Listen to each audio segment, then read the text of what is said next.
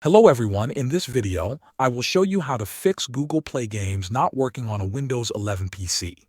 First, enable virtualization in your BIOS or UEFI settings. Restart your PC and enter BIOS setup. Look for an option called SVM mode if you are using an AMD processor, or Intel virtualization technology if you are using an Intel processor. Make sure it is enabled, then save changes and exit. After that, turn on the required Windows features. Open the Start menu and search for Turn Windows features on or off. In the list, make sure Virtual Machine Platform is checked, and also Windows Hypervisor Platform is checked. Click OK and restart your computer to apply the changes.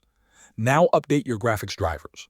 Open your browser and go to the official NVIDIA, AMD, or Intel driver website, depending on your graphics card. Select your model and Windows 11. Then download the latest driver. Run the installer and follow the steps. Then restart your PC to finish the update. If the app still does not work, make sure your Windows is fully updated. Go to Settings, open Windows Update, and install all pending updates.